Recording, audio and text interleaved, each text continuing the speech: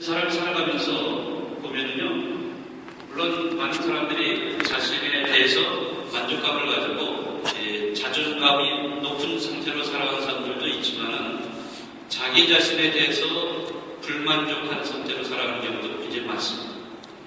그러니까 자존감이 굉장히 낮은 사람들이 있어요. 이런 사람들은 어떤 사람들인가 하면 제가 사랑을 제대로 받지 못하고 있다 라고 느끼기 때문에 그렇습니다.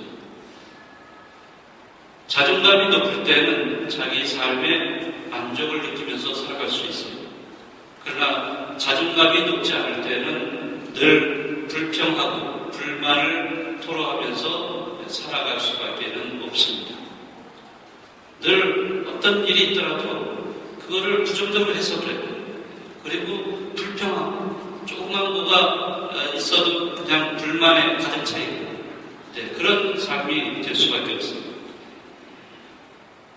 자, 그런 사람은요, 늘 다른 사람, 자기 자신한테 만족이 안 되니까 다른 사람하고 비교를 하게 됩니다. 다른 쪽으로, 밖을 향해서 자꾸 비교를 해요. 비교를 하고, 다른 사람의 처지를 부러워하고, 그러기 때문에 만족된 삶이 될 수가 없다라고 볼 수 있습니다.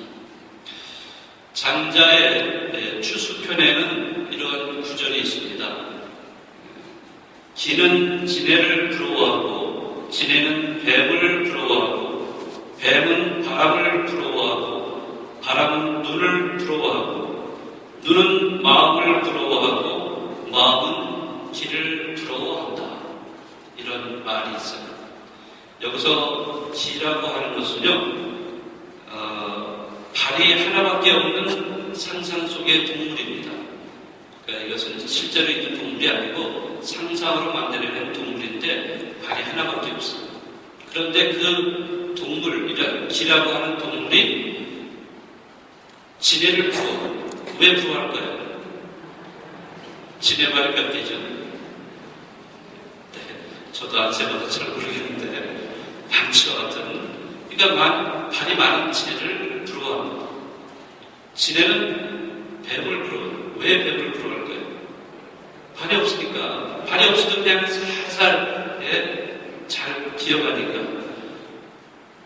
근데 이제 뱀은 바람을 또 부러워합니다. 바람은 마음대로 가는 대로 갈 수 있는데 뱀은 꾸불쩍꾸불쩍 하면서 물론 빨리 갈 수는 있지만 이렇게 가죠. 바람을 부러워요. 근데 그렇게 자유롭게 불면서 어딘데 갈 수 있는 바람도 뭔가를 부러워해요. 뭘 부러워한다 그랬어요? 눈을 부러워한다. 이 사람의 눈이죠. 이 눈을 부러워해요. 왜 그럴까? 그거는 제가 잘 모르겠네요. 바람은 왜 눈을 부러워할까? 왜 부러워할까요? 눈은 뭐든지 다 볼 수 있으니까, 볼 수 있고, 바람은, 자기가 가는, 마음대로 가면서 바람을 불고 있지만, 눈은 이제 모든 것을 볼 수 있다는 그런 장점이 있겠죠. 자, 그렇지만 눈은 또 마음을 부러워한다고 했어요. 마음. 눈은 보는 것만 보지, 마음은, 눈이 없어도 모든 것을 다 볼 수 있어요. 마음으로. 그런데 마음도 기를 부러워한다는 거죠. 다리 하나밖에 없는 기를 부러워한다는 거죠. 자, 그래서 참, 다시 원점으로 돌아가는 거 아니에요? 그죠? 그럼 기가 또 지네를 부러워하게 돼요. 그러니까 계속 이게 돌아가는 거예요. 그럼 결국에는 뭐냐? 어느 존재든지 만족을 못하고 있는 거예요. 자기 삶에, 주어진 삶에 만족을 못하고 있다. 자, 이렇게 만족을 못하게 된다고 하면은 다른 사람들과 비교를 하게 되고 다른 사람을 부러워하게 되고 이제 그러면은 자기 자신에게는 만족하지 못하는 상태가 계속되는 거죠. 그럼 그건 결국에는 불행합니다. 불행. 근데 이러한 삶이 우리 삶 안에서 많이 비친 적이 있습니다. 한번 여러분들 하루하루 생활을 보시고 내가 어떻게 살아가는지, 내가 나 자신의 주어진 삶에 만족을 하고 있는가, 아니면 만족하지 못한 상태로 늘 불만, 불평으로 일관하면서 살아가고 있는지 이런 거를 생각해 보시면 좋을 것 같습니다. 자존감이라고 하는 것은 사랑을 받는 존재라는 것을 확인하는 거죠. 그런 확신이 주어질 때 우리는 만족하고 행복하게 살아갈 수가 있습니다. 이러한 만족감 내지는 자존감이라고 하는 것, 이것은 신앙인도 마찬가지입니다. 신앙인의 자존감은 어디에서 옵니까? 네, 정답을 말씀드립니다. 바로 하느님의 사랑에서 옵니다. 하느님이 우리를 어떻게 해주시죠? 사랑해 주십니다. 하느님 늘 우리를 사랑해 주신답니다. 이거를 깨닫는 사람일수록 신앙인으로서 만족하게 살아갈 수가 있다. 신앙인의 자존감을 가지면서 살아갈 수 있습니다. 그런데 우리는 하느님이 이렇게 사랑을 주시는데도 우리는 그걸 잘 모르는 경우가 많습니다.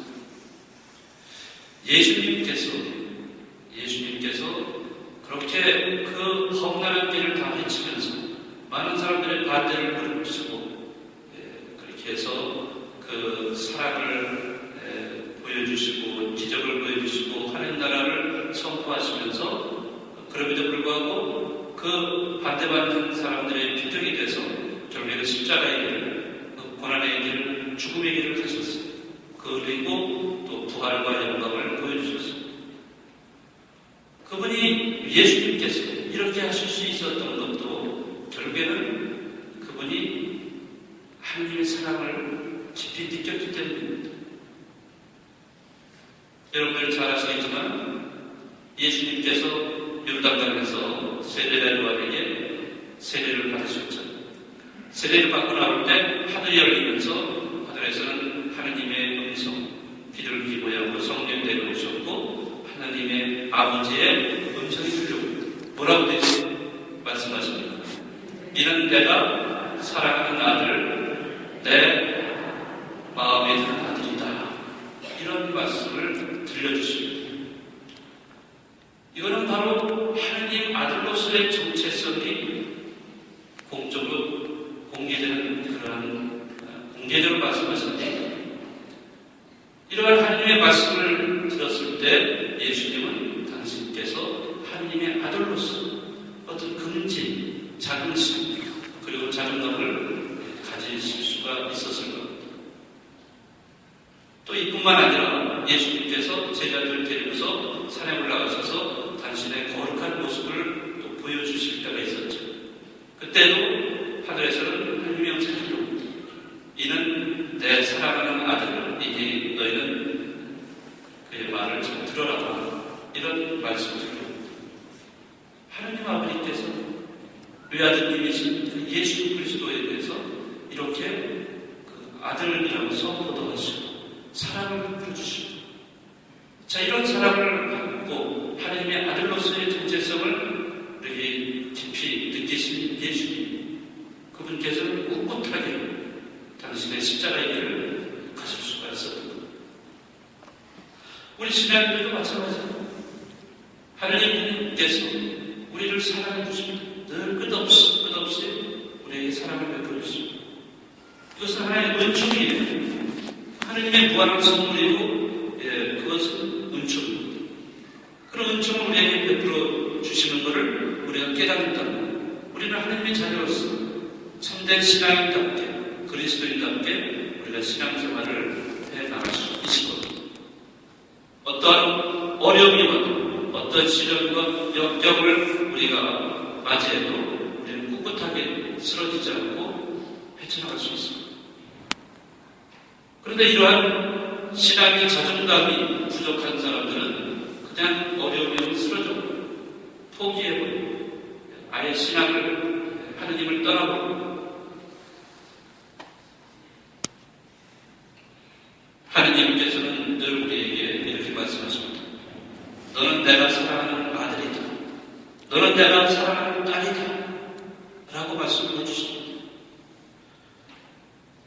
우리는 이 말씀을 들으면서 하느님의 사랑하는 아들, 딸로서 열심히 살아갈 수가 있습니다.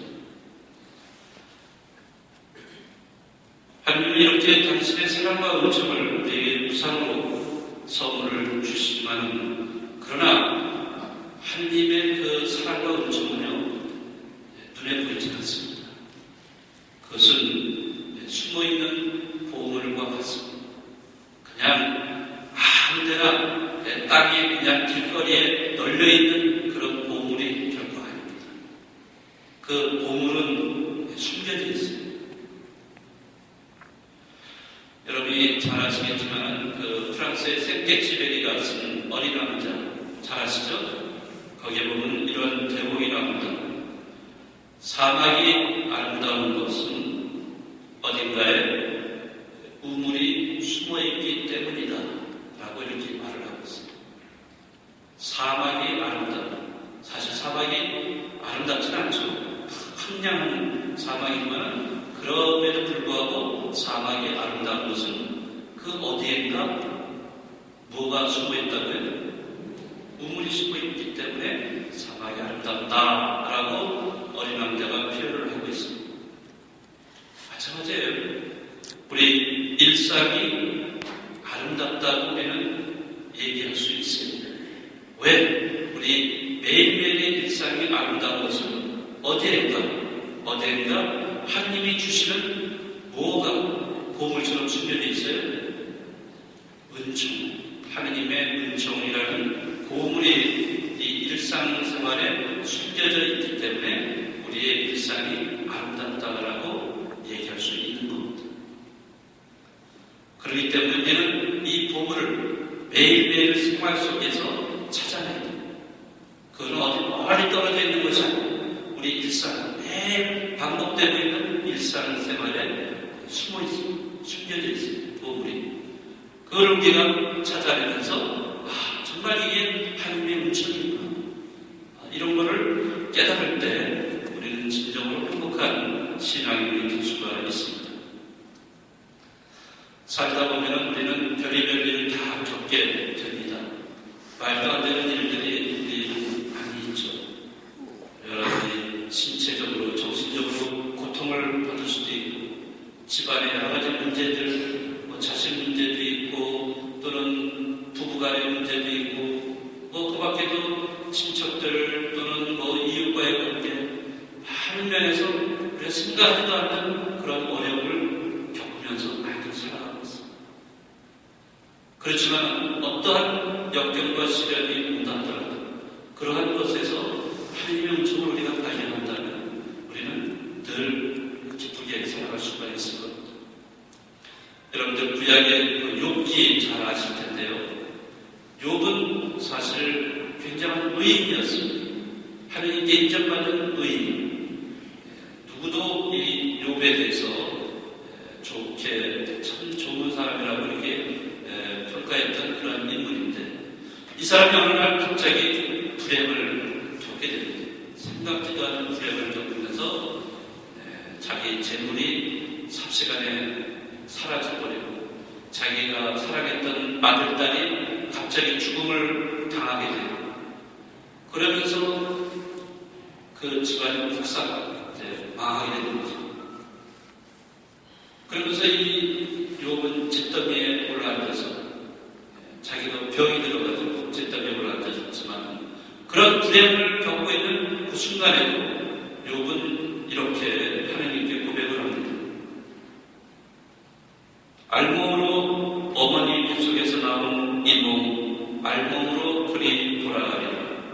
주님께서 주셨다가 주님께서 가져가시니 주님의 이름은 찬미 받으소서. 이렇게 하나님을 찬미하고 있습니다. 참 말도 안 되는 것처럼 사실 이렇게 잘 재미있게 살던 사람이 어느 날 갑자기 이렇게 불행을 맞으면서 자기의 모든 걸 다 잃어버렸을 때, 자신마저도 잃어버렸던 그런 상황 속에서도 하나님을 이렇게 찬미하고 찬양할 수 있는 사람. 왜? 욥은 하나님이 주셨던 거 다시 하나님이 가져가신다는 그런 생각을 하고 있는 거예요. 이런 하나님을 굳게 믿었기 때문에 결국에는 모든 시련을 이겨냈고, 궁극적으로는 그 전보다도 더 많은 몇 배 그런 보상을 하나님이 해주시죠. 오늘 은총을 우리가 묵상하고 있습니다. 우리 신앙인, 우리 믿음을 갖고 있는 사람들의 매일매일 매 순간의 삶은 은총의 삶이 되어야 됩니다. 왜? 하나님께서 이 일상 속에 당신의 사랑을 심어 놓으셨기 때문입니다. 우리 마음속에, 우리 삶 안에 사랑을 심어 놓으셨기 때문에 우리는 그 하나님의 사랑을 찾아야 됩니다. 찾아서 그 은총의 삶을 누리시는 겁니다. 네, 오늘 하루 또 살아가시면서 진정으로 은총으로 충만한 그런 삶